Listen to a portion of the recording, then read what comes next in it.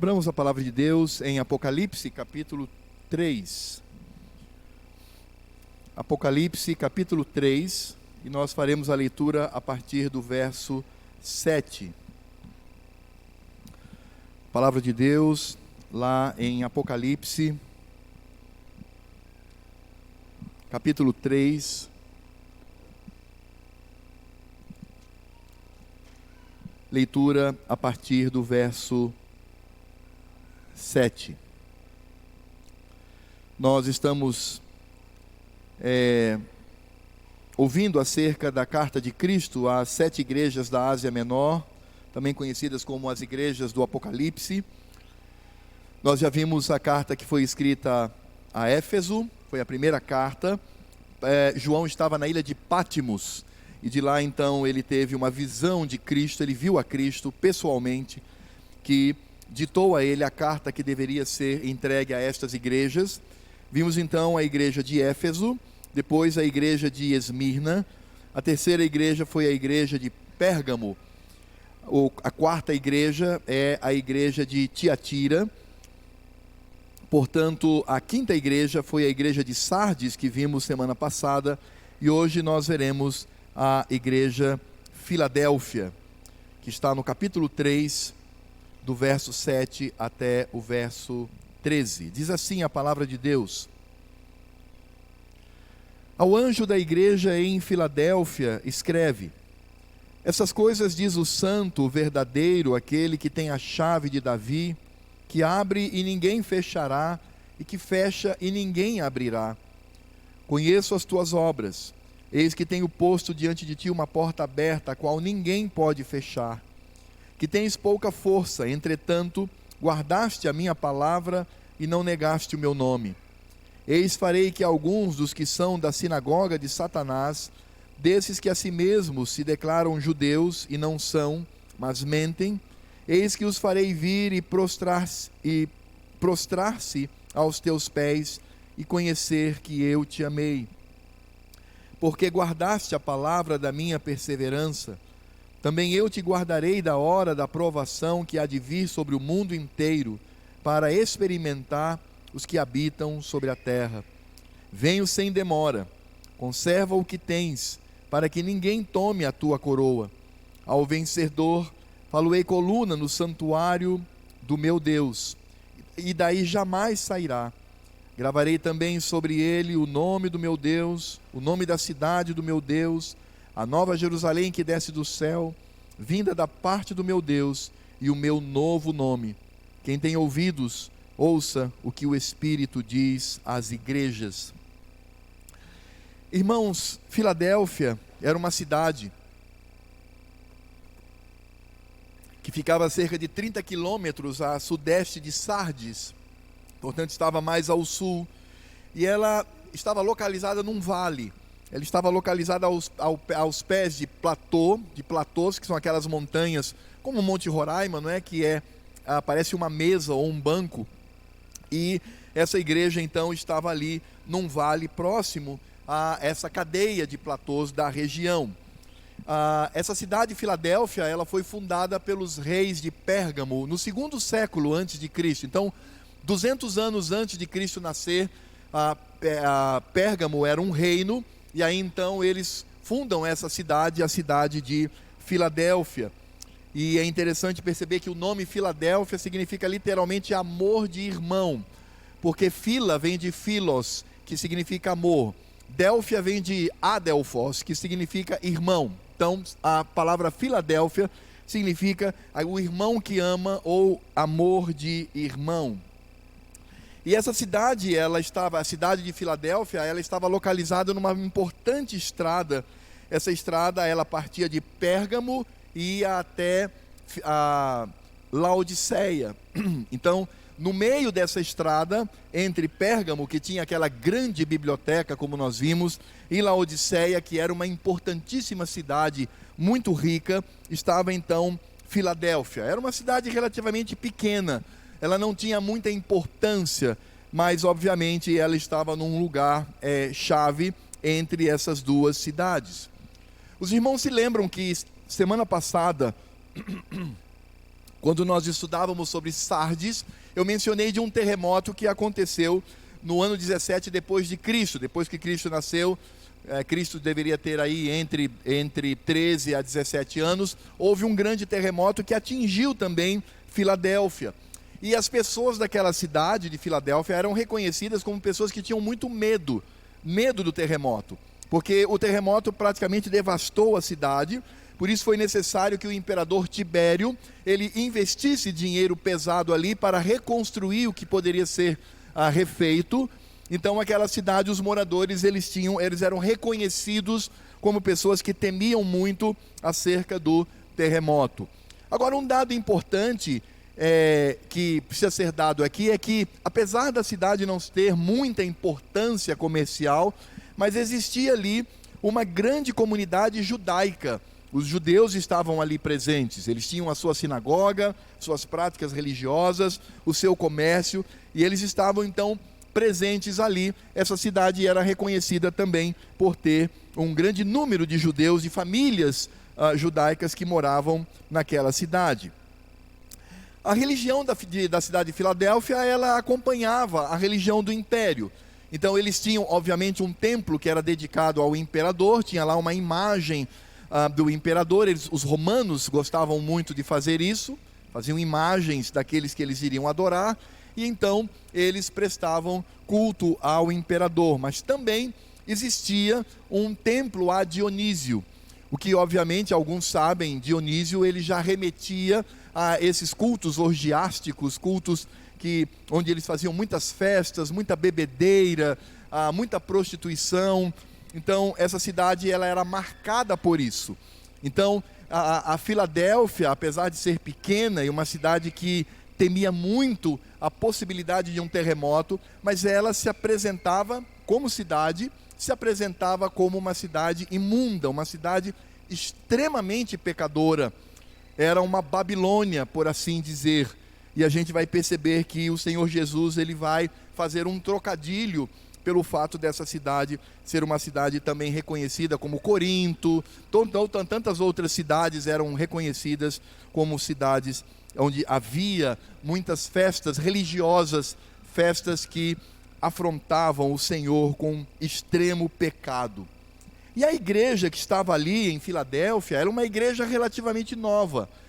No momento em que Cristo escreve essa carta, essa igreja, ela tinha poucos anos de vida. E ela era uma igreja muito pequenina. E era uma igreja muito fraca. Ela não era uma igreja que exercia poder, de certa forma, em algum setor do tecido social, da sociedade, mas era uma igreja muito pequena. E por isso ela também era reconhecida como uma igreja muito fraca naquela cidade. E aí nós vamos perceber a palavra de Cristo trazendo incentivo àqueles irmãos por conta da sua fraqueza. E essa igreja, ela também era perseguida pelos judeus. Os judeus, na verdade, eles odiavam a igreja de Cristo. Eles não suportavam. E onde eles estavam, eles formavam aqueles grupos e saíam então perseguindo os cristãos, até matando alguns a pedradas, ou matando de maneira dissimulada. Então a igreja de Filadélfia era uma igreja pequena, uma igreja muito nova, e uma igreja que sofria uma perseguição muito forte por parte dos judeus. E aí então Cristo escreve uma carta a esses irmãos. Cristo então envia uma carta para aquelas pessoas, e é o que nós lemos aqui do verso 7 ao verso 13. E quando nós olhamos para a estrutura dessa carta, dessa pequenina carta que foi escrita ao pastor da igreja, ao anjo da igreja e consequentemente às ovelhas daquela igreja, nós vamos perceber que o Senhor Jesus, ele faz um paralelo do ponto de vista teológico muito profundo e complexo. Nós vamos encontrar esse paralelo naquilo que Paulo escreve aos Filipenses, no capítulo 2, nos versos 12 e 13, quando ele diz assim, em Filipenses 2, 12 e 13: assim, pois, amados meus, como sempre obedecestes, não só na minha presença, porém muito mais agora na minha ausência, desenvolvei a vossa salvação com temor e tremor, porque Deus é quem efetua em vós tanto o querer como o realizar, segundo a sua boa vontade. Por que eu estou lendo esse texto de Paulo aqui em Filipenses 2, 12 e 13? Porque esse texto ele traz uma tensão muito grande. Qual é a tensão que nós encontramos aqui em Filipenses 2, 12 e 13? É a soberania de Deus e a responsabilidade humana. Vejam que no verso 12, Paulo diz assim: assim, pois, amados meus, como sempre obedecesse, não só na minha presença, porém muito mais agora na minha ausência. Aí ele diz assim: desenvolvei, você crente, desenvolva a sua salvação com temor e tremor. Lute, haja, tome decisões, tenha o comportamento de um crente. E aí nós percebemos que Paulo está falando da responsabilidade humana. Ela existe para o crente. Mas ao mesmo tempo, no verso 13, Paulo diz assim: porque Deus é quem efetua em vós tanto o querer como o realizar, segundo a sua boa vontade. Então, logo em seguida, quando Paulo fala da responsabilidade do crente, do homem, ele vai afirmar que Deus é soberano sobre todas as coisas, inclusive sobre a vida do crente e daquilo que ele, obviamente, vivencia na jornada da sua vida. Porque Paulo diz: porque Deus é quem efetua em vós tanto o querer como o realizar, segundo a sua boa vontade. É por isso que nós temos aqui uma tensão muito grande.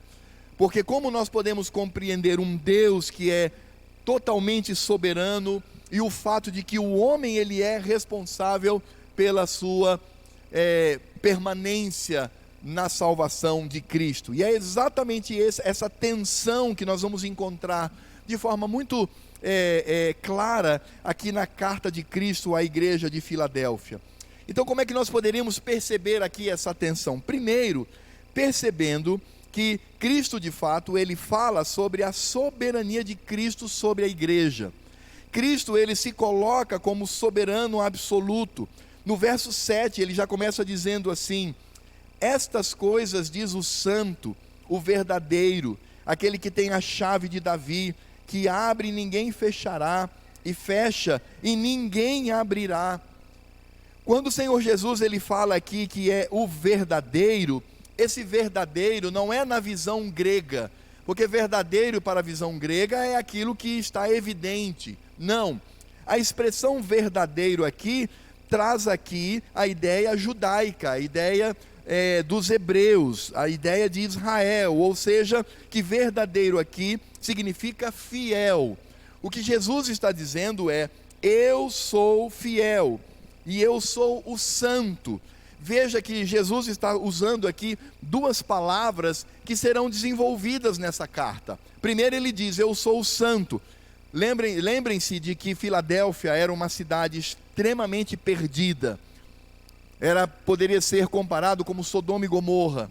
Era como Corinto. Era uma cidade onde eles adoravam a Dionísio, onde eles de fato vivenciavam ali uma vida de extrema ofensa ao Senhor. Então veja, Cristo ele, percebendo o contexto da cidade, ele já se apresenta: eu sou santo, puro, sem pecado, e também o verdadeiro, aquele que é fiel. E aí quando o Senhor Jesus se apresenta, e veja que aqui ele está se apresentando em contraste com a cidade, e mostrando como aquela igreja deveria permanecer santa e verdadeira, santa e fiel. Ele diz: aquele que tem a chave de Davi, que abre e ninguém fechará, e fecha e ninguém abrirá. Esta é a marca soberana de Cristo. Ele diz: eu sou o rei. Vocês sabem que Davi existiu, e que Davi foi escolhido por Deus, mas na verdade aquele trono é meu. Davi e os demais reis que foram bons, que foram salvos, resgatados pela graça, eles na verdade representavam a mim. Eu tenho a chave, e a porta que eu abro, ninguém fecha, e a porta que eu fecho, ninguém abre. Portanto, nós encontramos aqui a absoluta soberania do Senhor, e é importante perceber que algumas pessoas, obviamente, por uma visão antropocêntrica, elas têm interpretado esse texto de maneira muito leviana. Eles dizem assim: meu irmão, Deus vai abrir as portas, quando Deus abre, homem não fecha, você vai conseguir um emprego, vai conseguir saúde, etc. Não é necessariamente isso que Cristo está dizendo. Cristo não está falando aqui que para o crente vai abrir a porta do melhor emprego, até porque Cristo, como soberano, diz que essa igreja sofrerá uma perseguição pior. Ela sofrerá mais ainda. O sentido aqui é que o Senhor, na verdade, Ele tem nas suas mãos o poder sobre tudo o que existe. Por isso, no verso 8, quando ele fala da porta que ninguém fecha ou que ninguém abre, dependendo do que ele faz, no verso 8, na segunda parte do texto, ele diz assim: eis que tenho posto diante de ti uma porta aberta, a qual ninguém pode fechar. Portanto, o que Cristo está dizendo para a igreja de Filadélfia é: as oportunidades que vocês têm, o caminho que vocês trilham, foi porque eu abri essa porta. E a expressão porta aberta, ela pode significar de maneira ampla tudo aquilo que o Senhor Deus concede à igreja. Então, todas as oportunidades daquela igreja, mas de maneira pontual, abrir portas, olhando, por exemplo, para Paulo e o trabalho missionário que ele realiza, abrir portas também traz a ideia da oportunidade que aquela igreja Filadélfia tinha de testemunhar acerca de Cristo, testemunhar acerca do Evangelho. Então, o que Cristo está dizendo é: eu abri as portas, dando a oportunidade para que vocês falem do Evangelho, falem da minha obra, falem que eu sou o rei e que eu sou o Todo-Poderoso e que as chaves de Davi estão em minhas mãos. Isso daqui, irmãos, está muito claro porque Cristo demonstra a sua absoluta soberania. E ele demonstra inclusive a sua soberania contra aqueles que são contrários e que perseguem a igreja do Senhor. No verso 9, ele diz assim: eis farei que alguns dos que são da sinagoga de Satanás, desses que a si mesmos se declaram judeus, e é importante perceber, irmãos, que aqui eles eram judeus de nascimento, eles eram cidadãos de Israel, mas eles eram falsos, porque agora judeu não é mais aquele que é descendente físico.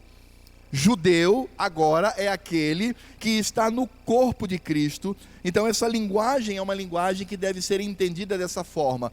Não é que aquelas pessoas que se diziam judias, elas não eram gentias e mentiam dizendo eu sou judeu. Não, elas na verdade, se elas fizessem a sua genealogia, elas poderiam ligar-se a Abraão, sem dúvida nenhuma.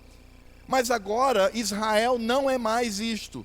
Israel é a igreja. Israel, na cidade de Filadélfia, era a igreja ali constituída por gentios. Mas eles eram o verdadeiro Israel de Deus. E aí então veja só como que o Senhor, ele fala acerca dessa questão, não é? Mostrando a sua soberania sobre estes que achavam ainda ser o Israel de Deus, mas não eram. Verso 9: eis farei que alguns dos que são da sinagoga de Satanás, veja a expressão, então quando eles se reuniam, vejam só, Cristo dizendo, quando aqueles que achavam ainda ser o Israel de Deus, quando aqueles judeus se reuniam para cultuar ao Senhor, Cristo dizia que ali era a sinagoga de Satanás. Eles não estavam adorando a Deus, eles estavam adorando ao diabo. Por mais que eles tivessem toda uma liturgia e uma fala que remetesse ao Velho Testamento, mas eles não estavam fazendo isto. E volto a dizer, aqui são de fato hebreus, são aqueles que nasceram e são descendentes físicos de Abraão, mas não são mais descendentes espirituais de Abraão. Então ele continua dizendo, são judeus, dizem que são judeus e não são, mas mentem. Eis que os farei vir, prostrar-se a teus pés e conhecer que eu te amei.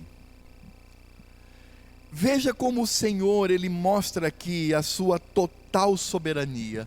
Cristo está dizendo que esses que se dizem judeus, que na verdade se reúnem para realizar um culto satânico, Cristo iria tomá-lo pelo pescoço e arrastá-lo, e eles iriam se prostrar diante daquela pequenina igreja que estavam perseguindo.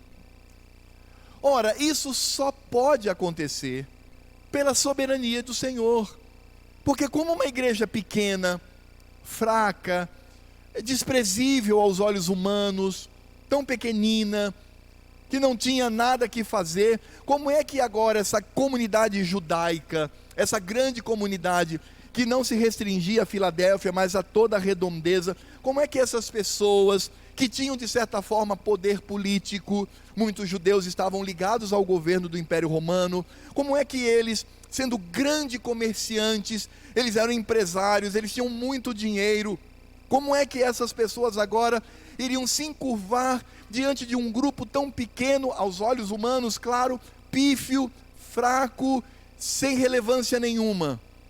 O que ocorre é que o Senhor, Ele faria isso, porque Ele é soberano, e Ele mesmo diz, faz isto porque Ele escolheu amar.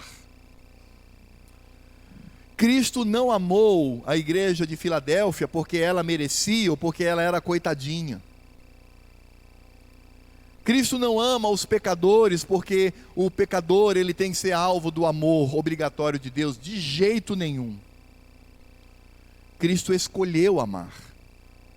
Ele decidiu amar. O amor que Deus, em Cristo Jesus, tinha para aquela pequenina igreja, e tendo, obviamente, determinado e predestinado e determinado que ela deveria, de fato, se converter a Ele, isso não acontece porque Deus odeia o pecado e ama o pecador. Essa é a frase mais antibíblica que existe. Porque Deus odeia o pecado. E Deus odeia o pecador.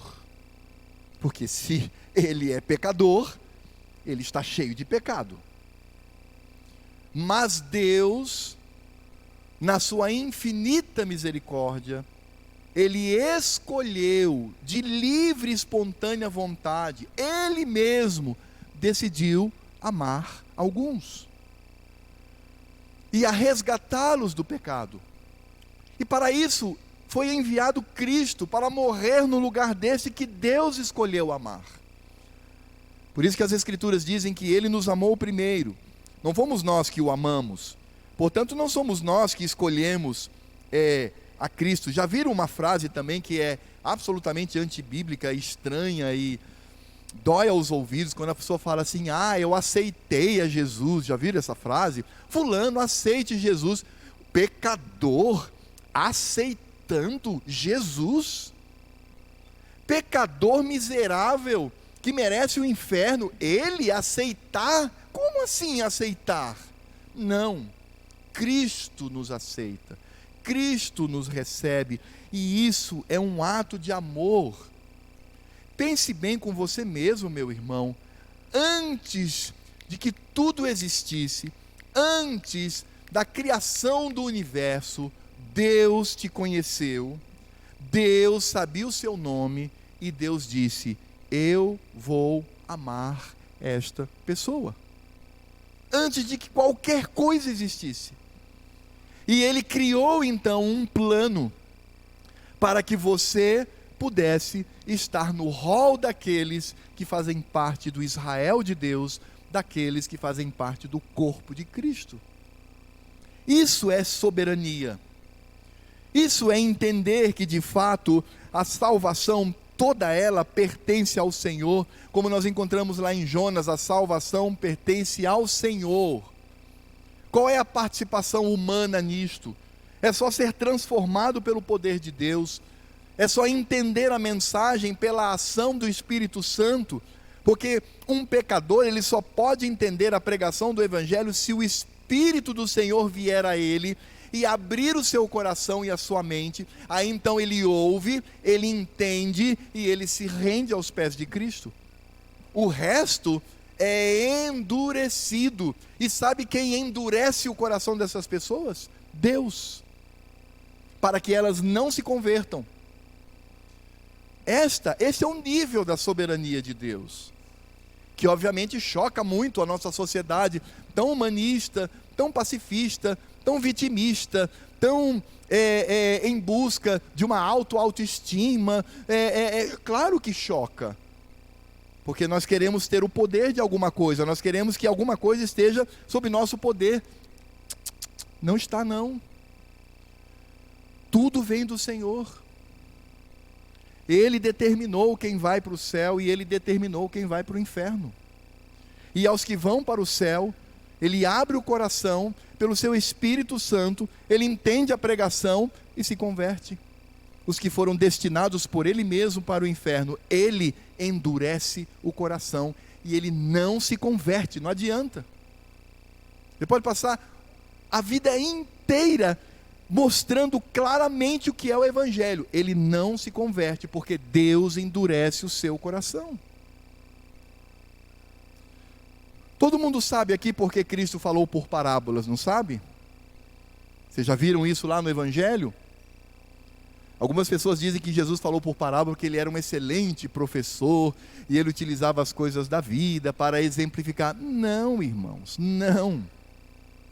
Os evangelhos são claros em dizer que Cristo falou por parábola para que aqueles que foram destinados à perdição ouvissem e não entendessem nada. É por isso que Cristo só explicava a parábola para um grupo seleto, para que eles entendessem a mensagem. Cristo mesmo disse, porque de fato eu vim para que eles ouçam e não se convertam, não entendam e não alcancem a salvação. Isso é soberania de Deus. A soberania de Deus é uma coisa muito séria, muito maior do que imaginamos, muito mais do que a vã filosofia humana venha entender. E aí nós encontramos aqui o fato de que Cristo amou aquela igreja. Por isso ele diz claramente, ele diz: eis que os farei vir e prostrar-se aos teus pés e conhecer, saber que eu te amei. Irmãos, é tão lindo nós percebemos que naquela cidade tão pecadora, aquela cidade que tinha um grupo judaico tão forte, tão rico, que ameaçava aquela igreja, e uma cidade que vivia com medo de um terremoto, ou seja, de uma destruição que viesse a partir da criação. É tão lindo quando uma igreja tão pequena, tão isolada, tão perseguida, tão desprezada, o Cristo chega para esses irmãos e irmãs e diz assim: eu te amo, eu te amei. E estes que te perseguem, eles vão reconhecer e vão se prostrar. E esse é o sentido. É claro que o que o Senhor coloca aqui é uma visão escatológica, ou seja, é a visão do dia do juízo, quando os ímpios reconhecerão que nós somos alvo do amor de Cristo, que Cristo nos amou e Ele morreu por nós, sendo nós ainda pecadores. E o mesmo Cristo soberano, em sua soberania, Ele também promete guardar aquela igreja num momento muito difícil que viria. Ele diz assim no verso 10: porque guardaste a palavra da minha perseverança, também eu te guardarei da hora da provação. E ele diz que há de vir sobre o mundo inteiro para experimentar os que habitam sobre a terra. Interessante perceber que aqui, na soberania de Cristo, Ele é quem guarda a igreja. Toda perseguição ela vem, como o próprio Cristo diz aqui, porque vem a perseguição, vem para experimentar os que habitam sobre a terra. E aqui Cristo, Ele traz aqui a mensagem de uma perseguição que iria acontecer àquela igreja, mas obviamente Cristo também menciona uma perseguição que existirá sem precedentes na história. Irmãos, o mundo todo se virará contra nós. E se você ainda não se apercebeu, eu vou ajudá-lo um pouco para entender o contexto que nós vivemos hoje no mundo. Como eu tenho dito aqui para os irmãos, existem três forças que se levantam e se fortalecem no mundo: o islamismo, o globalismo e o socialismo. Esses três segmentos do mundo, eles não se unem por suas convicções internas. O muçulmano não se une ao socialista, que não se une ao globalista, porque eles não têm nada praticamente em comum. Mas há um elemento que os une e tem unido no mundo inteiro: socialistas que se unem a muçulmanos que se unem aos globalistas. O ódio contra Cristo. O socialismo odeia a Cristo. O ápice desse movimento é o ateísmo. E há um filósofo alemão erradicado nos Estados Unidos, Eric Voegelin, ele diz uma frase que é fantástica. Ele diz assim, um filósofo, irmãos, não é pastor não, é um filósofo. Ele diz que o ateísmo não é uma postura antirreligiosa. O ateísmo é claramente uma atitude anticristã. E quando você percebe todo esse discurso que permeia o mundo do politicamente correto, você percebe, irmãos, que o cerco está se fechando. Logo, logo, será cadeia para quem defende os princípios do Evangelho. Eu estou falando de Brasil. Por isso, Cristo, ele traz aqui uma promessa, não só a nós, mas também àquela pequenina igreja. Cristo não diz que seriam libertos da tribulação, como se houvesse algum tipo de sequestro espiritual ou divino, retirando as pessoas disso, e os ímpios vivenciassem a própria tribulação dos ímpios. Não, o que ele está dizendo é que ele há de nos fortalecer. Ele disse, eu te guardarei da hora da provação que há de vir sobre o mundo inteiro para experimentar os que habitam sobre a terra. O sentido do texto é claro, eu vou guardá-los. Vocês vão de enfrentar isto, vocês vão enfrentar essa luta, porque eu estarei com vocês. E isto é soberania do Senhor. E irmãos, quando nós olhamos para a soberania do Senhor, a pergunta é, qual é o significado disso na vida do crente? O que isso significava para uma igreja tão pobre, tão pequenina, tão fraca aos olhos humanos? O que isso de fato trazia a eles? Irmãos, isto trazia segurança, porque nós estamos seguros, assim como Filadélfia estava segura no reinado e na soberania de Cristo Jesus. Ele é o nosso rei, ele nos ama, ele é verdadeiro e fiel, ele cumpre a sua palavra, por isso ele há de preservar, como preservou aquela igreja, há de preservar o seu povo ao longo de todos os séculos, até que ele venha para nos levar. Essa é a segurança. É por isso que o elemento que surge quando nós olhamos para a soberania de Cristo, a soberania de Deus, é a fé. É a fé que está aqui colocada, porque nós cremos no Senhor. É aquele que de fato cuida de nós. Então nós podemos permanecer tranquilos.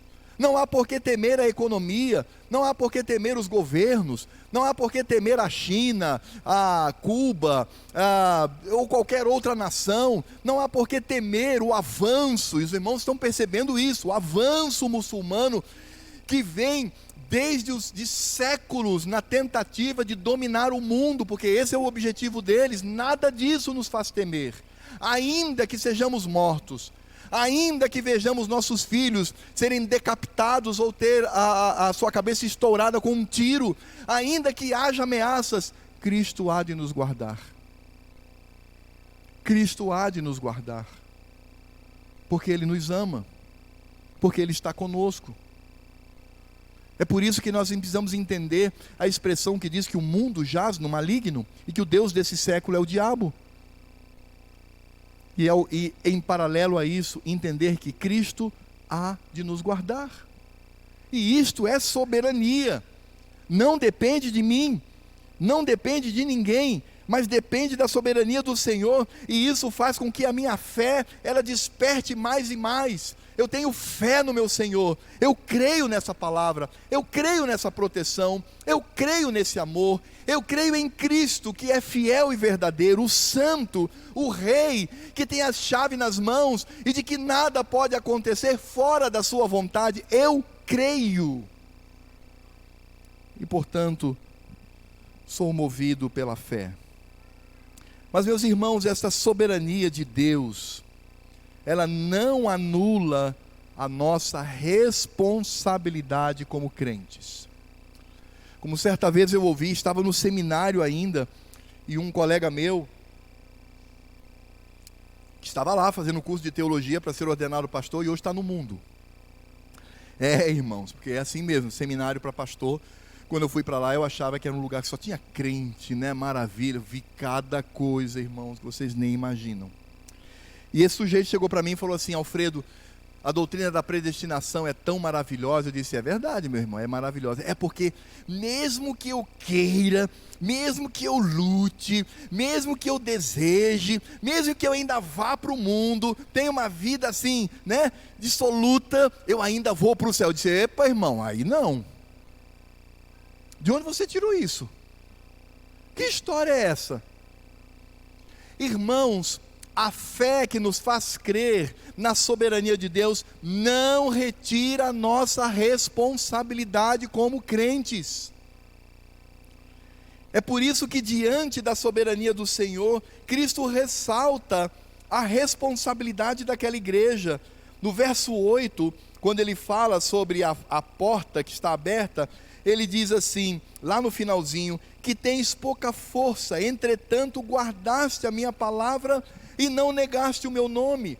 Cristo está dizendo: ainda que vocês sejam fraquinhos, eu tenho percebido a sua luta em guardar e não negar o meu nome. E aí então, quando ele menciona sobre essa atitude, no verso 10 ele diz assim: porque guardaste a palavra da minha perseverança, também eu te guardarei da hora da provação. Isso aqui não significa uma troca, não significa dizer que Cristo está dizendo assim: eu só vou te guardar se você guardar o meu nome. Não, isso é evidência, evidência. Aquele crente que guarda, que tem uma vida fiel, ele evidencia fruto de salvação, portanto ele é um eleito do Senhor. No verso 11 diz assim: venho sem demora, conserva o que tens, para que ninguém tome a tua coroa. E é por isso que nós vamos entender, irmãos, que Cristo, quando escreve aquela pequenina igreja, mostrando que os crentes sim têm responsabilidade, ele diz no verso 12: ao vencedor. Portanto, existe sim uma responsabilidade humana. A igreja de Filadélfia, ela entendia isto, e como igreja pequenina, ela lutava para agradar ao Senhor. É uma luta constante, é uma luta diária. E se ao olharmos para a soberania do Senhor, que nos guarda, que nos ama, que nos protege, que nos levará para o céu, ao mesmo tempo, e isso é fé, porque eu creio no Senhor, da mesma forma, eu devo olhar para a minha responsabilidade. E isso que é fé? Não, isso é amor, porque eu amo o meu Cristo, e por Ele então eu terei uma vida a ponto de esmurrar o meu próprio corpo todos os dias. Porque o crente, como qualquer ser humano, mas o crente, ele vive entre vontade e decisão. Nós não podemos seguir a nossa vontade, que por vezes é chamado na Bíblia como concupiscência, como cobiça, como paixões. Isso é a vontade humana. Não. O que eu tenho que pensar é na decisão, é o que eu decido ser diante do Senhor. Eu não sou movido pela minha vontade. Sabe, irmãos, se a igreja de Filadélfia fosse movida pela sua vontade, ela estaria nas orgias que eram oferecidas a Dionísio. Se nós seguíssemos a nossa vontade, nós estaríamos no mundo e estaríamos fingindo ser crentes sem de fato nenhum compromisso. Mas na verdade, nós não devemos ser movidos por vontade, porque eu não tenho vontade de ir para a igreja, eu não tenho vontade de ver vida santa, eu não tenho vontade de me envolver no reino, eu não tenho vontade de ter uma vida íntegra, eu não tenho vontade de nada disso, mas eu tenho que decidir. Portanto, o crente não é movido pela sua vontade, ele é movido pela sua decisão. Eu decido ter vida santa e reta diante do Senhor. E por que isso? Porque eu o amo. Portanto, a igreja de Filadélfia tinha um testemunho a dar diante do Senhor. O próprio Cristo reconhece o testemunho daqueles irmãos, que eram pessoas que demonstravam amor por Ele, embora não se fale diretamente, mas esse amor está no fato de que eles, com pouca força, fraquinhos, eles guardavam aquilo que pertencia ao Senhor. Eles deveriam conservar o que tinham para não ter a coroa roubada, e eles deveriam ser vencedores e vencer. E isto significa amar a Cristo, esmurrar o corpo todos os dias para superar a minha vontade e decidir ter uma vida santa. A responsabilidade do homem. Sim, irmãos, há a nossa parte, e isso deve vir de um coração que ama a Cristo.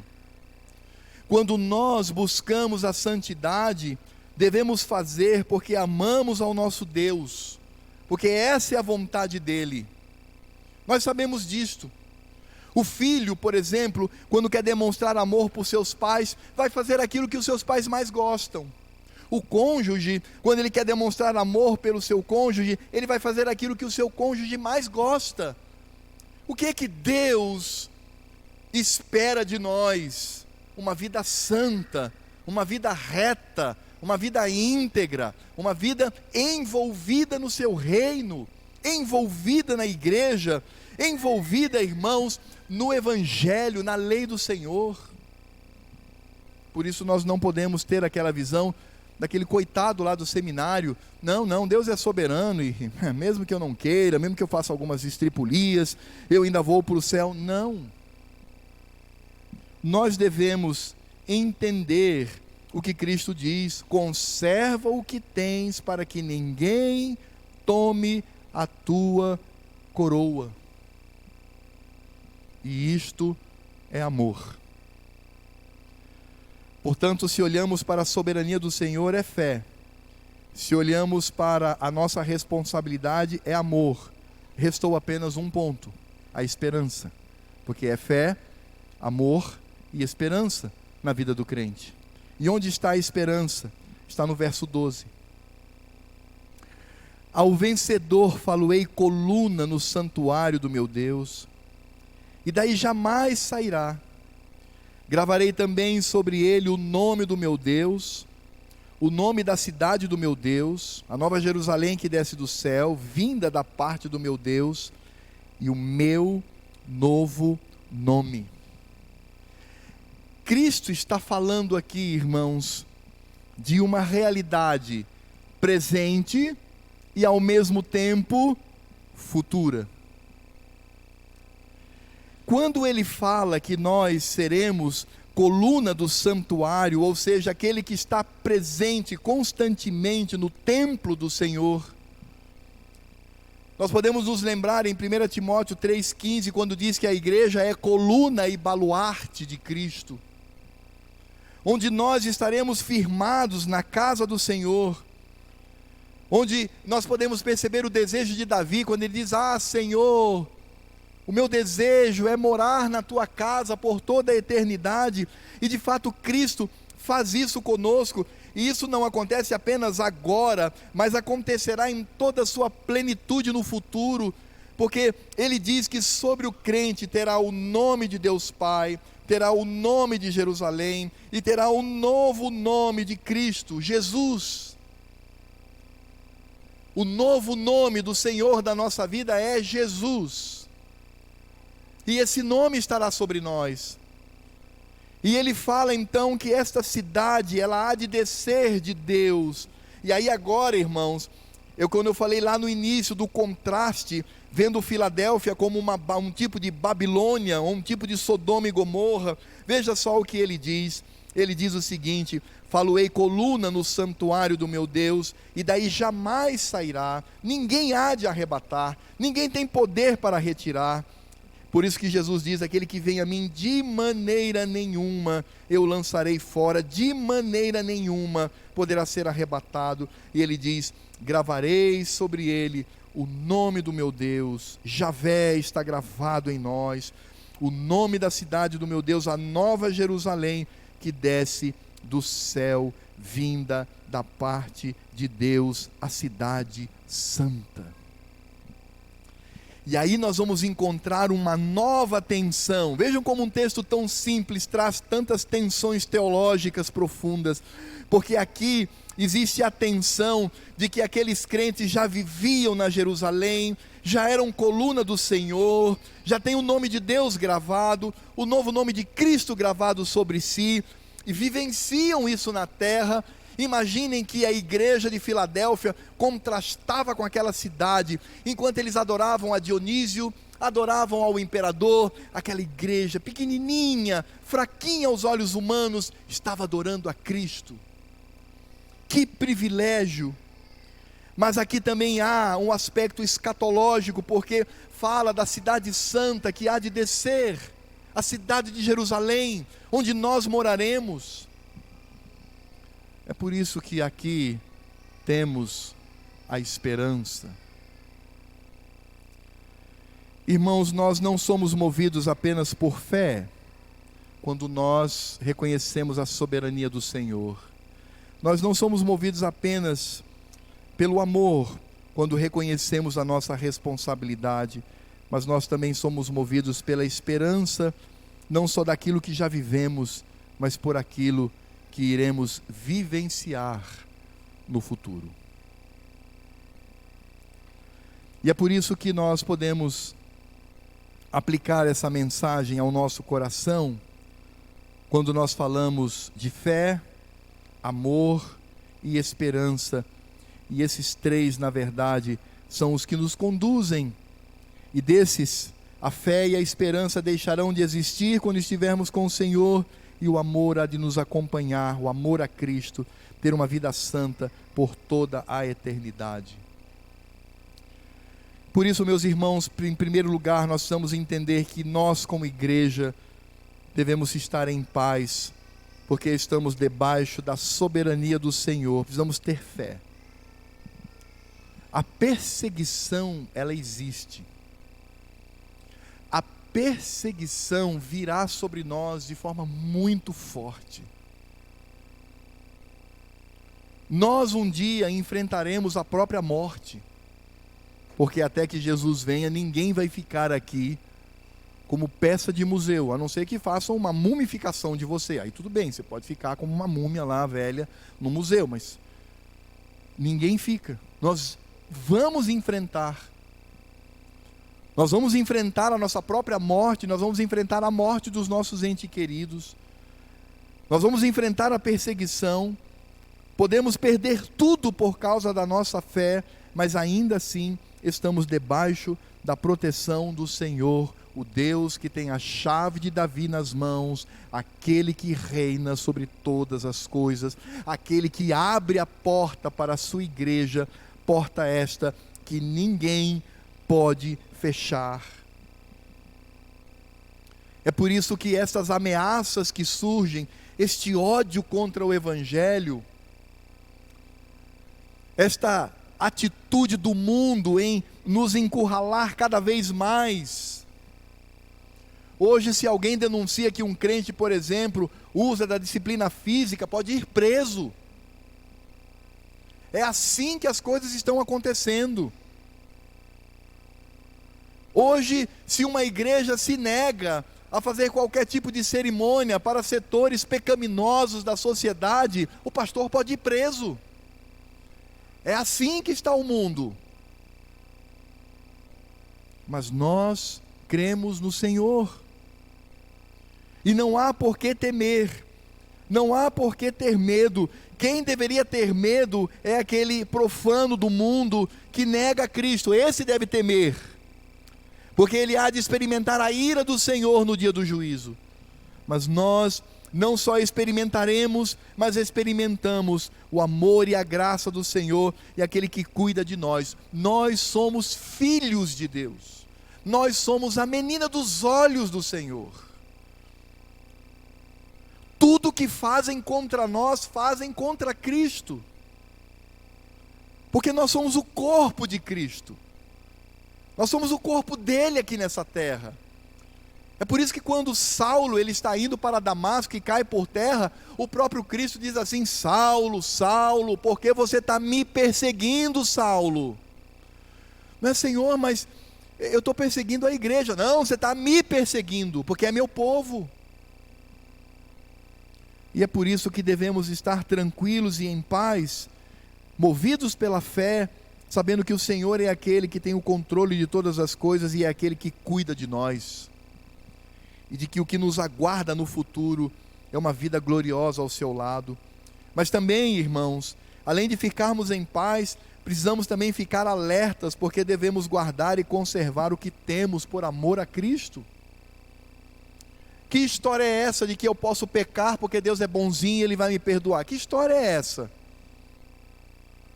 O apóstolo Paulo, sabe o que ele diz? Ele diz assim: para que a graça de Deus cresça, eu tenho que pecar? Para que ela se torne maior? Paulo diz: de modo nenhum. Como é que você vai pecar se você agora é filho de Deus? Se você saiu do mundo, não é mais escravo do pecado? Que história é esta? E veja, irmãos, esse tipo de teologia surgiu lá na igreja apostólica. Diziam assim: não, vamos pecar bastante, vamos fazer tudo que não presta, porque aí a graça de Deus, ela cresce mais, damos a oportunidade para que Deus cresça.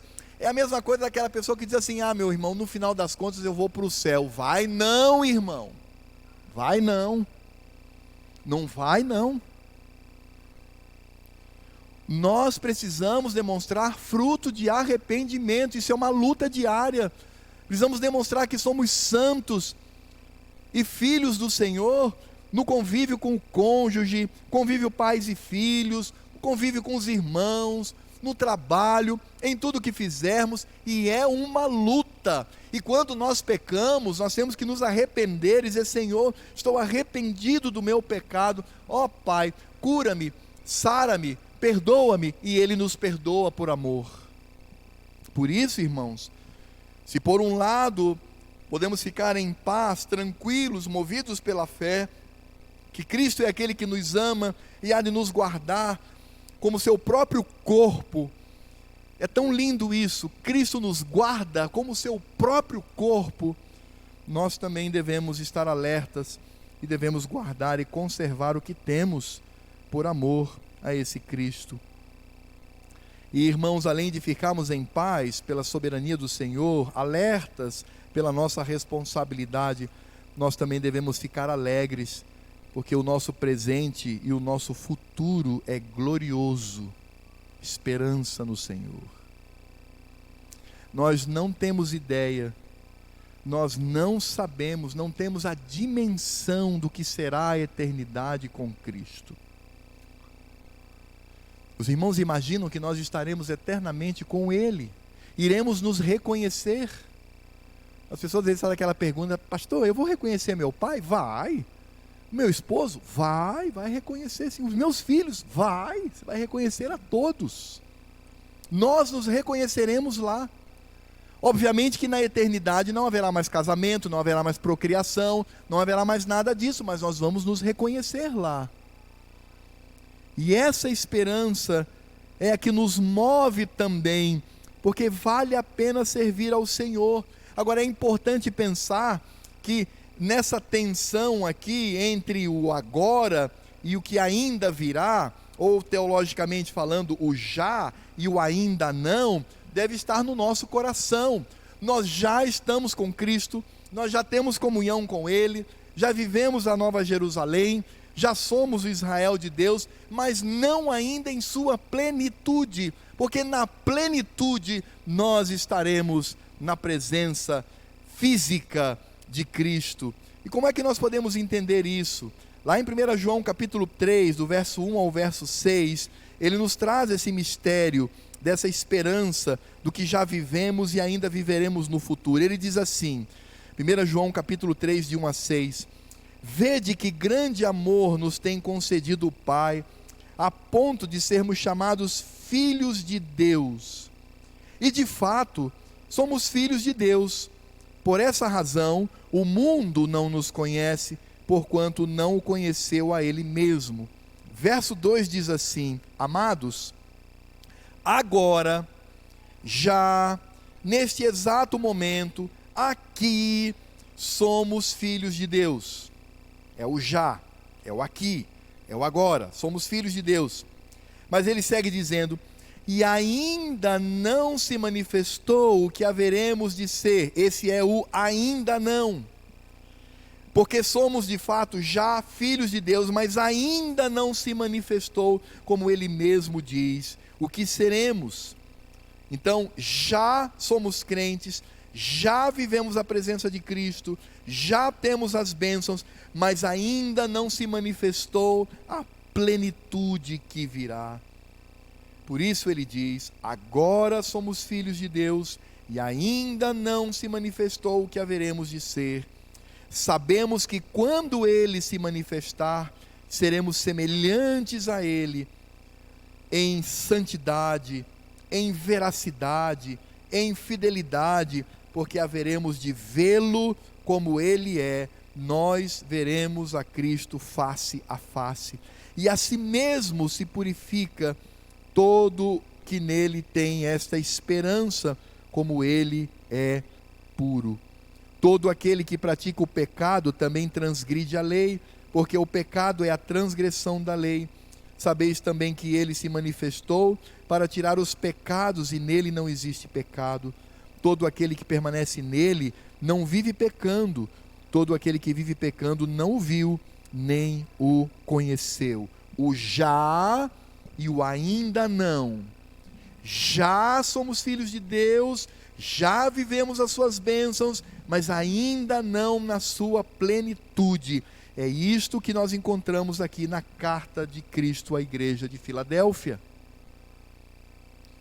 Vocês vivenciam, são guardados, uma porta está aberta, mas certamente vocês que já vivem a realidade da Jerusalém, vocês que já vivem a realidade de terem o meu nome, o nome de meu Pai sobre vocês, mas é óbvio que isso também acontecerá no futuro, quando esta nova Jerusalém virá do Senhor para a nossa habitação.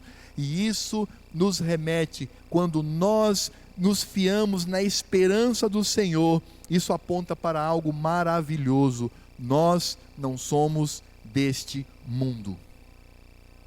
Nós somos de Cristo. Que a nossa vida, irmãos, que o nosso caminhar seja sempre para a glória do Senhor. Não tema. Cristo, o Todo-Poderoso, o tem guardado em suas mãos. Não vacile, busque a santificação e encha o seu coração de alegria, porque um dia estaremos com Ele. Curvemos a nossa cabeça para orarmos. Convido o presbítero Joaquim para vir à frente e orar ao Senhor.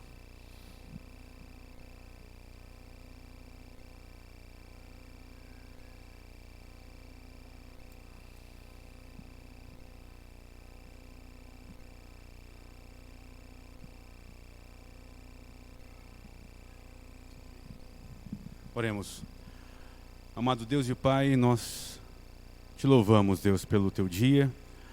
Obrigado pelo momento mais lindo desse dia, que é onde a tua igreja ouviu a voz do teu Filho amado, do nosso Cristo. Te louvamos, Pai, porque mais uma vez somos, como igreja, chamados ao arrependimento, a reconhecermos que devemos viver nessa terra como estrangeiros, como peregrinos, como forasteiros, ansiando, meu Pai, para te encontrarmos a Cristo na eternidade e sermos plenos como ainda não somos. Obrigado, Senhor, porque a Tua palavra vem nos convocar a vivermos novidade de vida todos os dias dessa semana. Ajuda-nos com a Tua graça, Pai, para que amanhã, o segundo melhor dia da semana, onde podemos ir ao mundo, anunciarmos o Evangelho com palavras, pensamentos e atitudes. Capacita-nos com a Tua graça, Pai, para verdadeiramente sermos sal e luz onde quer que andemos. Em todas as vocações que o Senhor nos deu, possamos exalar o bom perfume de Cristo. Ajuda-nos, Pai, porque sem Tua graça não podemos. Ser conosco também quando cairmos nessa semana em pecado. Nos restaura, nos faz olhar para Cristo e crermos que nele somos aceitos. Gera em nós arrependimento genuíno, meu Pai, que é fruto, uma marca distintiva daqueles que são Teus. E obrigado, Pai. Obrigado porque é em Cristo que nós encontramos paz, a paz que excede todo entendimento. Nos leva assim para os nossos lares, nos leva assim, meu Pai, em paz, na paz de Cristo na semana, e nos guarda novamente até o dia que nos reuniremos aqui novamente como igreja, no próximo domingo, na Feira da Alma, onde nos deleitaremos novamente em Cristo Jesus. Obrigado, Senhor, em nome de Cristo Jesus e para a glória dele, do nosso Rei. Amém. E agora que a graça do Senhor Jesus, o amor de Deus Pai e toda a obra do Espírito Santo estejam sobre a nossa vida, sobre a vida do pequenino rebanho de Cristo que se reúne ao redor dessa terra, que hoje, no dia do Senhor, se reúne para cultuar a Cristo, até que Ele venha. Por isso nós, como igreja, clamamos: Maranata, vem, Senhor Jesus, e leva-nos para si. E enquanto isso não acontece, debaixo da bênção do Senhor, que tenhamos uma vida aqui digna, em santidade, sempre para a glória dele. Amém. Queremos